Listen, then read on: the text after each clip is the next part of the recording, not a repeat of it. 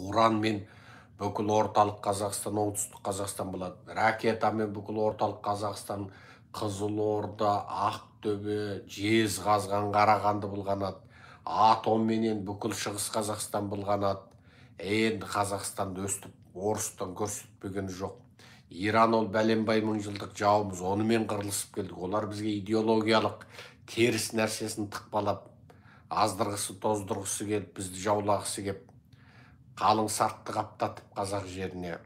Ол сарт біреу ана секта, біреу мына сектаны тықпалап, өстіп. Дінде жоқ, сол дінді қазақ жеріне әкелген арабтың жолын ұстанбай, тіпті кейінгі Осман түркінің жолын ұстанбай, сол Иран сарт парсылардан 3-7-сі, 40-сы жылы дейтін бәленің бәрін үйреніп, дінді бизнеске айналдыратын теріс жолды қабылдап ап, сонымен ми ашып, отқа табынып жүрген қалың қазақ деп, соның бәрін айтамыз ғой. Сон біздің ата-бабамыз сөйтіп, сол жаумен арда соғысты, беріде соғысты, содан өспей қалдық, көктемей қалдық десек, жаңа бұл кісі айтады. Сен білесің ба, біз жаумен соғысқан кезіміз жоқтың қасы. Бізде бірінші инстинкт жау келгенде қашу дейді. Ал содан дейді, қалыптасты дейді. Сол үрейден, өте сақсынудан біздің халқымыз мүмкін өте зерек болды. Бірақ сол қатты үрей, қатты сақсынудан барлық нәрседе мінсіздікте, байлық мол болу керек, білім мол болу керек, кітап құмарлық. Кез келген уақытта байлығыңды тартып алады, бірақ басыңдағы миыңды тартып ала алмайды дейтін түсінік. Жаңағы ел, былайша айтқанда, образдап айтқанда, елдер мынау енді шөл десем осы жетеді деп бір стақан сусын дайындаса, бұл кісілер 10 стақан сусын дайындайды ғой, сақтыққа.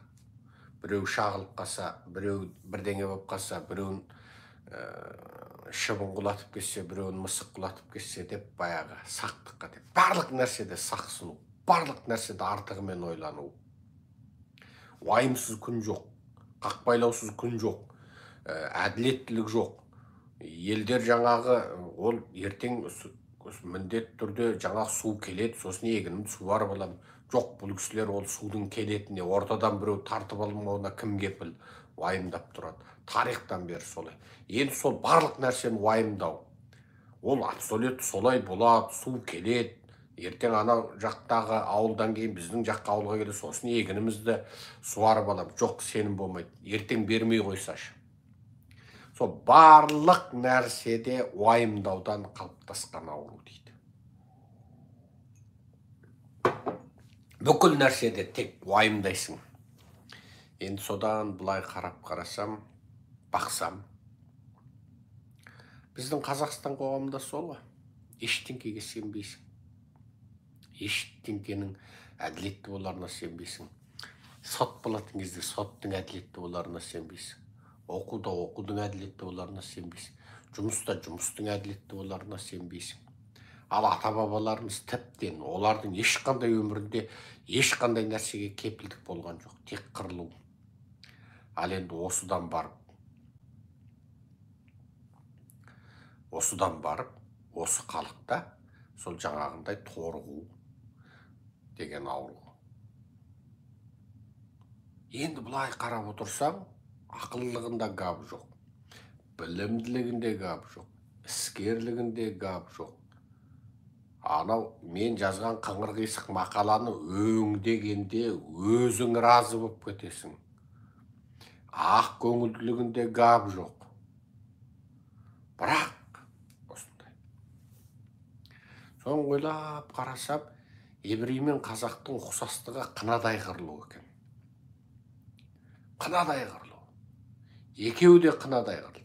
Екеуі де тарих бойы қорлық көрді. Зұлымдықтан, езгіден, геноцидтен.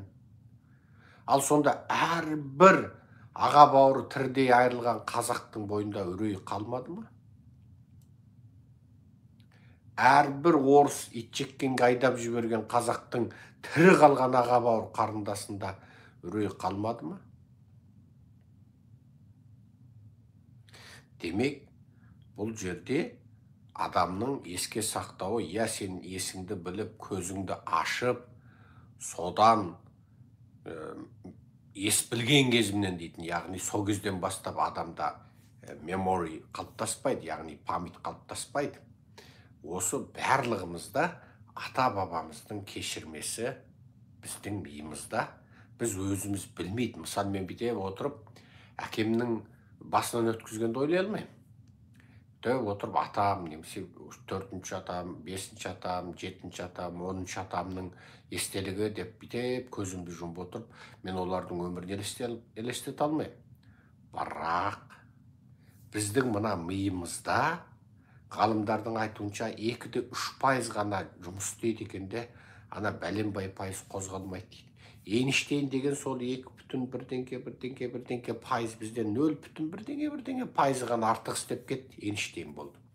Мынау Элон Маск деген, ол құдай біледі 2,1,000,000 бірдеңе істеп кетті бізден. Сонда баяғыда осыны біз қанша 7-8 оқып жүргенде ұстазымыз айтатын. Адамның миын 100 бөлмесі бар кең бір патшаның сарайында үйдесек, біздің сол өмір бойы өмір сүретініміз соның 2 бөлмелі үй екенде, ана 98 бөлмелі үйіміз сол есігі ашылмаған беті сол кетеді екен деп. Сонда күлетіміз, ой. Сонда егер миымыздың 2 бөлмесін пайдалансақ, 98 бөлмесі бос кетсе, сонда 3 бөлмесін пайдаланып кеткендер, 4 бөлмесін пайдаланып кеткендер ғалым қоя дегенде, сол ғалым дегеніңнің өзі сол 2 бөлмесін толық пайдаланатындар дейді. Сонда, ал мен 98 бөлмені Құдай неге жаратты деп сонда мұғалімге қоятын. Онда біз пайдаланбасақ, ол 98 бөлме бос тұрған, ол неге керек болды? Мен ойлаймын, ол сол ата бабадан қалған барлық ақпаратты жазатын жері ау сол.